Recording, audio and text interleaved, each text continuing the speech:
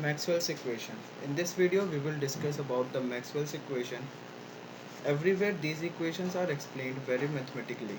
So we know how to manipulate them but we fail to understand these equations. So we want to explain this equation using minimum math. Introduction to Maxwell's equation. Maxwell's equations are a set of four complicated equations that describe the world of electromagnetics.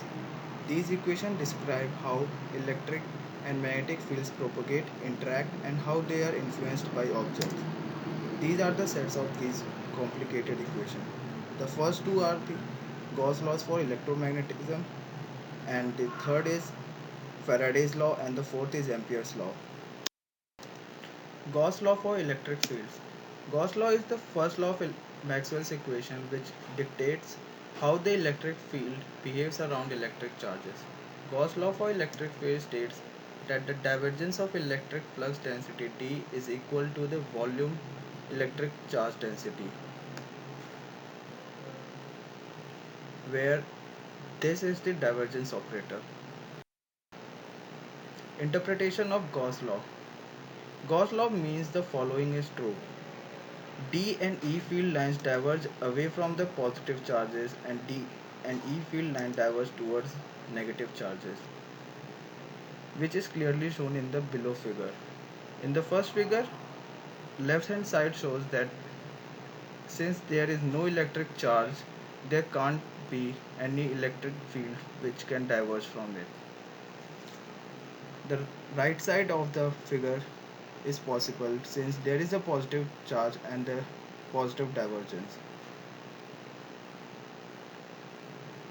In the second figure, the left side of the figure is impossible since there is positive divergence, but the divergence should be negative since the electric charge is negative, and the right hand of the figure shows the opposite. D and E field lines start and stop on electric charges.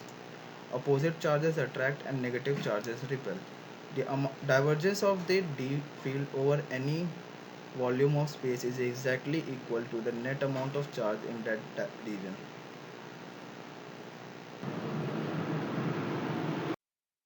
Gauss law for magnetism. First we observe both of the Gauss law. From the top equation we know that the Gauss law for electric field states that the divergence of electric flux density D is equal to the volume electric charge density. But the second equation, Gauss magnetism law, states that the divergence of magnetic flux density B is 0. Interpretation of Gauss laws for magnetism. The second law of Maxwell's equation, Gauss law for magnetism, means that magnetic monopoles do not exist. The divergence of B or H field is always 0 through any volume. Away from magnetic dipoles, magnetic fields flow in a closed loop. This is true even for plane waves which just so happen to have an infinite radius loop.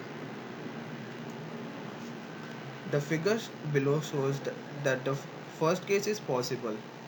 Since the divergence of B is 0, the fields don't flow in or out of any volume. They flow circularly, which has no divergence. And the second part of the image shows that there is positive divergence, which can't be true. In the second figure, the first part is possible since divergence of B is 0. Fields flow into and out of any volume equally. The second part is impossible. In this, the vector field, the large arrows are stronger. We have a vector field that is uniform in the y-axis but decreasing in the x direction. This would mean that divergence is not 0 as more flux would enter from one side and less would leave from the other side. Faraday's law. Faraday's law is the third law of Maxwell's equation. It states that curl of electric field gives the negative time derivative of magnetic field. Faraday conducted the experiment with a simple electric circuit. When the switch was initially changed from open to closed, the magnetic flux within the magnetic core increased from 0 to some maximum number. When the flux was is increasing, there exists an induced current on the opposite side. Similarly, when the switch was open, the magnetic flux in the core would decrease from its constant value back to zero. Hence, a decreasing flux within the core induced an opposite current on the right side. Interpretation of Faraday's law. Faraday's law showed that a changing magnetic field within a loop gives rise to an induced current, which is due to a force or voltage within that circuit. We can say the following about the Faraday's law. Electric current gives rise to magnetic fields. Magnetic fields around a circuit gives rise to electric current. A magnetic field changing in time gives rise to electric field circulating around it. A circulating electric field in time gives rise to a magnetic field changing. Ampere's law. Ampere's law is the fourth law of Maxwell's equation. It states that curl of magnetic field gives the sum of time derivative of electric field and current density. Interpretation of Ampere's law. The following are the consequences of the Ampere's law. A flowing electric current J gives rise to magnetic field that circles the current. A time changing electric flux density D gives rise to a magnetic field that circles the D field. Summary. These equations describe what give rise to electric and magnetic field. Charge give rise to diverging electric field and flowing electric charge, that is current, give rise to rotating magnetic field. Changing magnetic field give rise to current curling electric field. Manipulating these equations, we end up at the wave equation. Second derivative of electric field in space is proportional to second derivative of electric field with respect to time. This equation tells us no matter what is the wave frequency or what shape it is, an electromagnetic wave travels with the speed of light.